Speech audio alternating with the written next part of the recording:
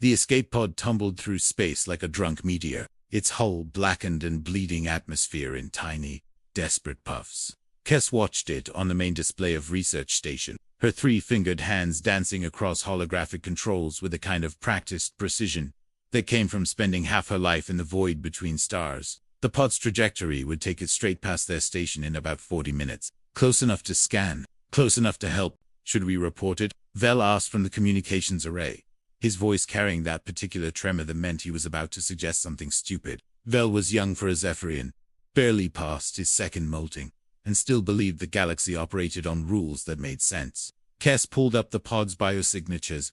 One occupant. Fading fast. The life support readings looked like abstract art painted in various shades of red. Reported to who? The nearest coalition outpost is 3 days away. Whoever's in there will be very dead by then. But the regulations clearly state a lot of things. Vel. They also clearly state that we're supposed to maintain radio silence while studying temporal anomalies. Kes gestured at the swirling mass of distorted space-time that dominated their sensor array. Can't exactly call for backup without compromising 6 months of research. The pod's distress beacon was broadcasting in 17 different languages, which was either very thorough or very desperate. Kes had seen enough emergency situations to know it was probably both. The beacon's carrier wave was distinctly human in origin. All sharp angles and aggressive efficiency. Humans had a reputation for building things that worked right up until they exploded spectacularly. Ignore it, Vel suggested weakly. Pretend we never saw it. Kes looked at him with the kind of expression she usually reserved for equipment failures and bad coffee. Right. Because nothing says advanced civilization like watching someone die because paperwork is inconvenient. The pod was definitely human-made, though Kes had never seen this particular model. It looked expensive. The kind of craft that governments built when they wanted someone to survive something terrible. The hull was scored with energy weapon burns and what looked like the aftermath of a close encounter with some very unfriendly space debris. Fine, Vel said, his skin shifting to the mottled gray-green that indicated stress. But when the coalition comes asking questions about why we have an undocumented human on board, I'm pointing at you. Kes activated the station's tractor beam, bringing her in now. The rescue took 47 minutes. The human inside the pod was unconscious, badly injured, and very definitely dying. She was also, according to the pod's onboard computer, named Elena Van. The name didn't mean anything to Kes, but the pod's diplomatic encryption keys were interesting. Very interesting. She's bleeding internally, Vel reported from the medical bay, running his scanner over the human's still form. Multiple fractures, radiation, poisoning, and something that looks like neural feedback damage. Also, she appears to be important. How important? Important enough to have quantum-encrypted communication implants, and enough military-grade augmentations to arm a small war. Vel paused. Also, she keeps mumbling something about the Kepler Accords in her sleep. Kes felt her secondary heart skip a beat. The Kepler Accords were the foundation of human Zephyrian diplomatic relations. Not many people knew the details, and even fewer had direct access to the negotiation records. You're sure? Unless humans commonly dream about interstellar treaties. Yes. The medical nanites were having trouble with human physiology, which was both expected and inconvenient. Zephyrian medicine was precise, elegant, and completely useless for treating a species that had evolved on a death world, where everything was trying to kill everything else. Human bodies were basically biological armor with anxiety disorders. Can we save her? Kes asked. Maybe. If we reconfigure the nanites for carbon-based biology and pray to whatever gods humans worship. Vel's hands moved across the medical console with increasing urgency. It'll take 6 hours. Minimum, assuming I don't accidentally turn her into soup. Kes nodded. Do it. Just like that. Just like that. Without consulting command. Without filing the proper reports. Without even knowing who she is. Vel, Kes said gently. Shut up and save the human. 3 hours into the surgery, Elena Vasquez's implants activated. The signal was subtle at first, just a barely detectable quantum fluctuation that their sensors might have missed if they hadn't been specifically calibrated for temporal research. Then it strengthened, reaching across space with the kind of focused intensity that suggested serious hardware behind it. Vel called from the medical bay. We have a problem. Define problem, Kes said, though she was already pulling up the long-range sensor display. The good news is that Elena's stable. The nanites are working. Her vitals are improving, and she'll probably live. Vel paused. The bad news is that HFY implants just sent an automated distress signal to her. Kes stared at the sensor display, watching the quantum-encrypted burst travel across space at speeds that made light look lazy. Given the relay network, maybe 18 hours. And how long until Earth responds? Well, that depends on whether they care about one missing diplomat. Kes was beginning to suspect they cared very much.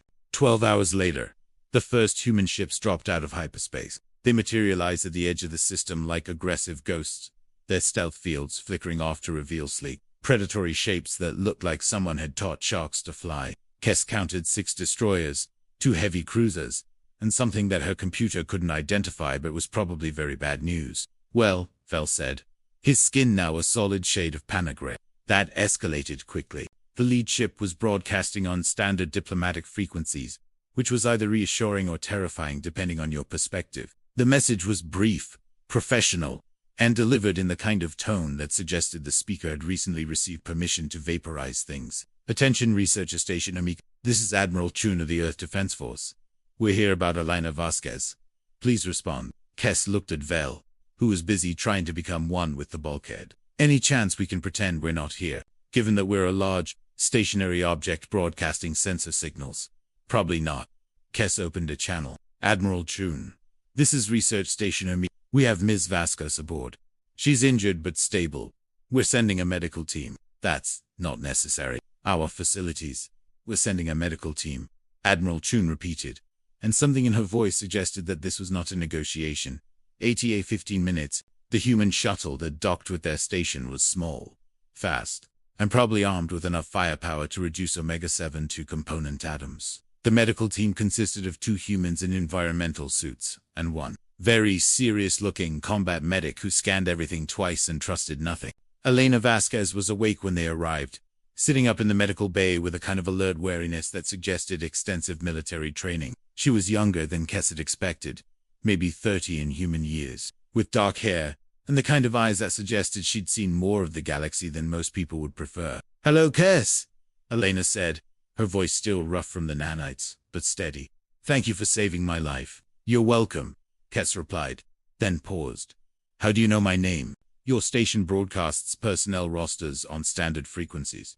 Also, Admiral Chun filled me in." Elena gestured toward the human medical team, who were now arguing with Vel about nanite compatibility. "I should probably explain why the cavalry arrived so quickly." Kes settled into the chair beside Elena's bed. "I'm listening. 3 years ago, I was the junior on the human delegation to the Kepler Accords. You know, the ones that established formal relations between Earth and the Zephyrian Coalition." Elena's expression grew serious. The negotiations were difficult. Both sides had reasons to distrust each other. Humans, because we're paranoid by nature. Zephyrians, because humans have a reputation for being unpredictably violent. That reputation isn't entirely unearned, Kes observed. "No, it's not. But the talks were going well until someone tried to assassinate the Zephyrian ambassador."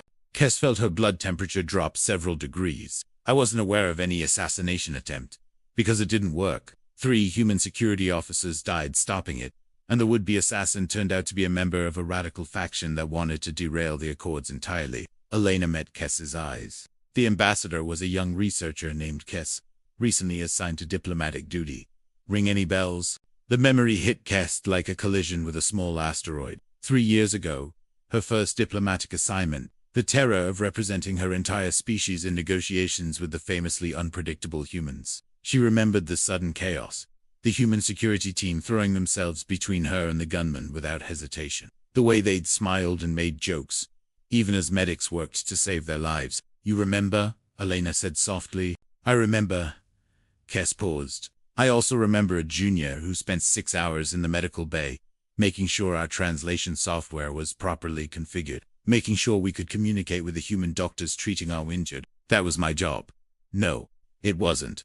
Your job was diplomatic protocol. What you did was kindness." Kes gestured toward the view screen, where the human fleet maintained its protective formation. "Is this why they came? Because you were kind to an alien diplomat 3 years ago?" Partly Elena's smile was complicated. "Also because I'm now the head of the human diplomatic corps, and losing me would be inconvenient for interstellar relations." Admiral Chun's voice came through the COM system with perfect timing. "Ms. Vasquez, we're ready to transfer you to the medical bay of the Roosevelt for full treatment. Actually, Admiral, I'd like to stay here for a while longer. Elena looked at Kes. If that's acceptable to our hosts. Of course, Kes said, though she was fairly certain Vel was about to molt from stress. Though I should warn you, we're in the middle of some fairly sensitive research. Temporal anomalies. According to your published papers, specifically, closed time-like curves, and their potential applications for faster-than-light communication. Elena's expression grew interested. Funny thing about that, Earth's been working on similar research. We might have some insights to share. The next few hours involved a lot of very technical discussions, several breakthrough realizations, and the gradual understanding that humans and Zephyrians had been working on complementary aspects of the same fundamental problems. By the time Elena was ready to transfer to the human medical ship, both species had made more progress on temporal mechanics than either had achieved in the previous decade. This is unprecedented, Vel said, his skin cycling through colors that indicated excitement, terror, and scientific euphoria in rapid succession. The applications alone could revolutionize interstellar communication. It could also destabilize half the governments in known space. Admiral Chun pointed out from her position near the medical bay entrance. Temporal manipulation tends to make politicians nervous. Everything makes politicians nervous, Elena said. That's why they're politicians instead of scientists. Admiral Chun smiled. True. Though in this case, their paranoia might be justified. She paused. We've been monitoring coalition chatter since we arrived. Word is spreading about human ships responding to protect a Zephyrian research station. Some people are calling it unprecedented cooperation. Others are calling it a concerning escalation. What do you call it? Kes asked. I call it keeping my people safe, Admiral Chun replied. Elena wasn't just representing human interests when she was attacked. She was representing the idea that our species could work together. That's worth protecting. Elena stood carefully, the nanites still working to repair the last of her injuries. The question is, what happens next? Next, Admiral Chun said, we go home. The medical team has cleared you for travel, assuming you take it easy for the next few weeks.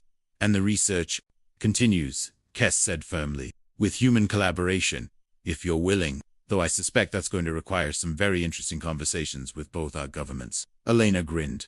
Good thing I'm a diplomat. 6 months later, Research Station Omega-7 had been expanded into Research Station Omega-6, a joint human Zephyrian facility that was making breakthrough discoveries on a monthly basis. The temporal communication array they developed was being tested by both governments, with results that promised to revolutionize everything from interstellar commerce to emergency response.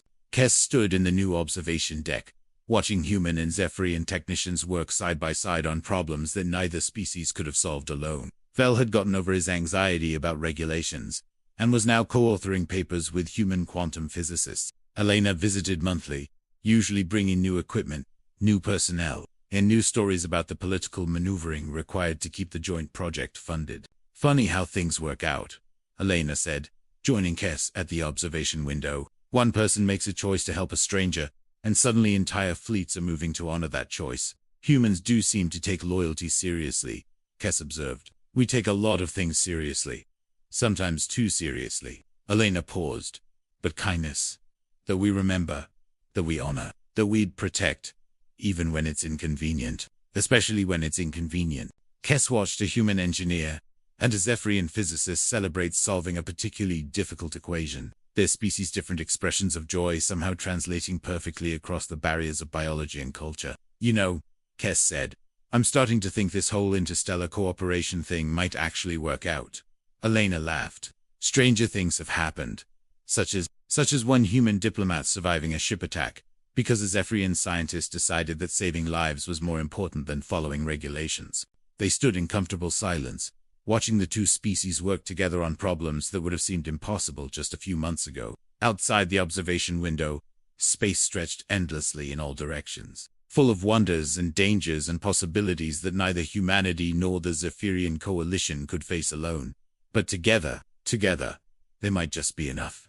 Admiral Chun's voice came through the comm system, as it did every few days. Station Omega-7 Alpha Beta, this is Admiral Chun. Status report. All systems nominal. Admiral, Kes replied. Research proceeding ahead of schedule. No incidents to report. Understood. Stay safe out there. Always do. Admiral, always do. The thing about kindness, Kes reflected, is that it creates ripples. Save one life. And sometimes entire civilizations notice. Sometimes they even decide to return the favor.